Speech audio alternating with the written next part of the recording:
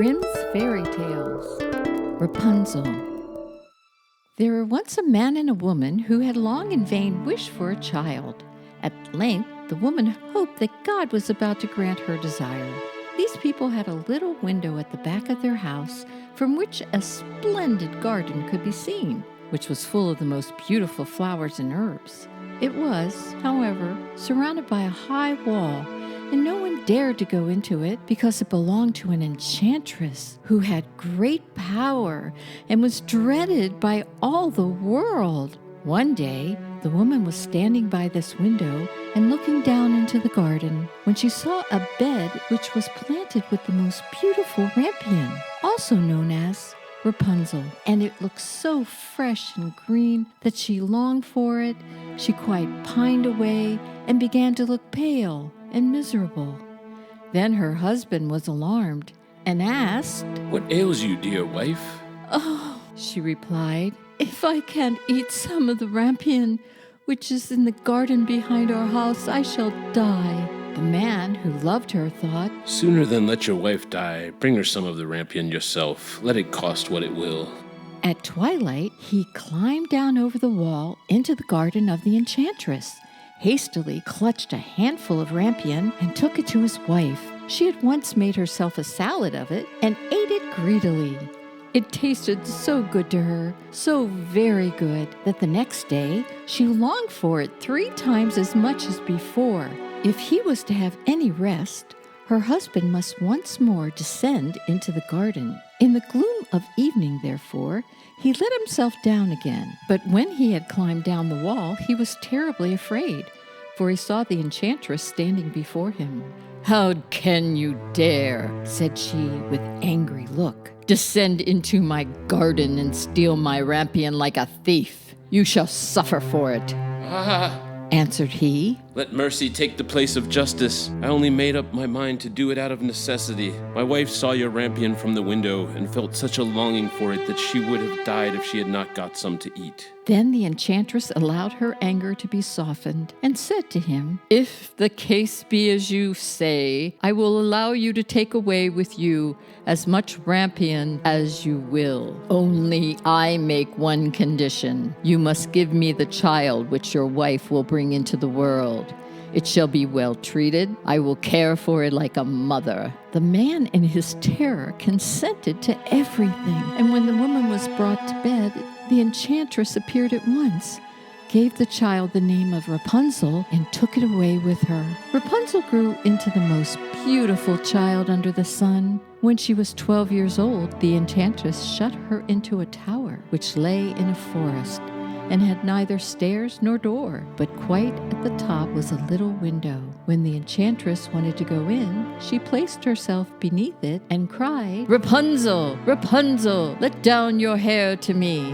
Rapunzel had magnificent long hair, fine as spun gold, and when she heard the voice of the enchantress, she unfastened her braided tresses, wound them round one of the hooks of the window above, and then her hair fell 20 ells down, and the enchantress climbed up by it. After a year or two, it came to pass the king's son rode through the forest and passed by the tower. Then he heard a song, which was so charming that he stood still and listened. This was Rapunzel, who in her solitude passed her time in letting her sweet voice resound. The king's son wanted to climb up to her and looked for the door of the tower, but none was to be found. He rode home, but the singing had so deeply touched his heart that every day he went out into the forest and listened to it. Once when he was thus standing behind a tree, he saw that an enchantress came there, and he heard how she cried, "Rapunzel, Rapunzel, let down your hair to me." Then Rapunzel let down the braids of her hair, and the enchantress climbed up to her.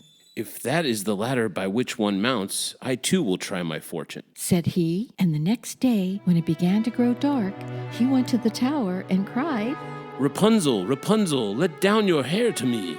Immediately, the hair fell down, and the king's son climbed up. At first, Rapunzel was terribly frightened when a man, such as her eyes had never yet beheld, came to her. But the king's son began to talk to her quite like a friend, and told her that his heart had been so stirred that it had let him have no rest, and he had been forced to see her. Then Rapunzel lost her fear, and when he asked her if she would take him for her husband, and she saw that he was young and handsome, she thought, "He will love me more than old Dame Gothel does." And she said, "Yes," and laid her hand in his. She said, "I will willingly go away with you, but I do not know how to get down. Bring with you a skein of silk every time that you come, and I will weave a ladder with it. And when that is ready, I will descend, and you will take me on your horse." They agreed that until that time, he should come to her every evening, for the old woman came by day. The enchantress remarked nothing of this until once Rapunzel said to her, "Tell me, Dame Gothel, how it happens that you are so much heavier for me to draw up than the young king's son? He is with me in a moment." "Ugh, you wicked child," cried the enchantress. "What do I hear you say? I thought I had separated you from the world, and yet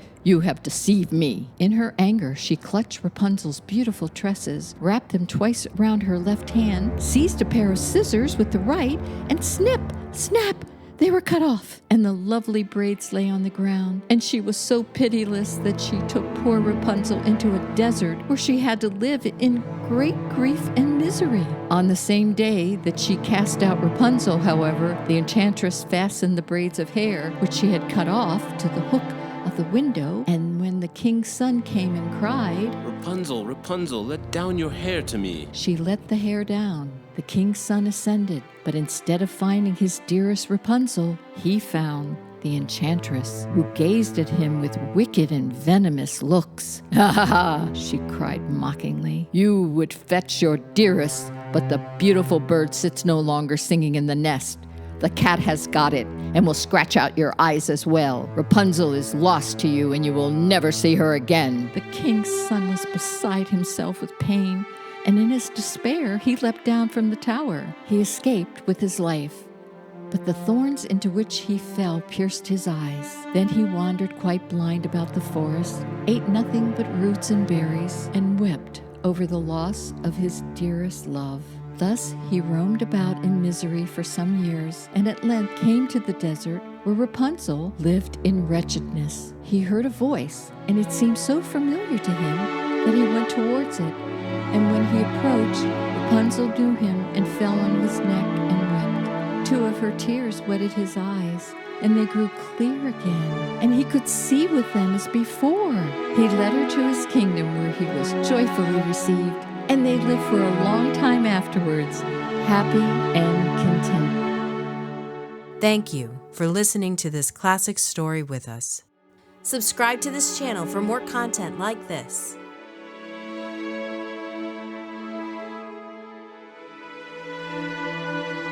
Please visit wonderlandaudiobook.com for even more.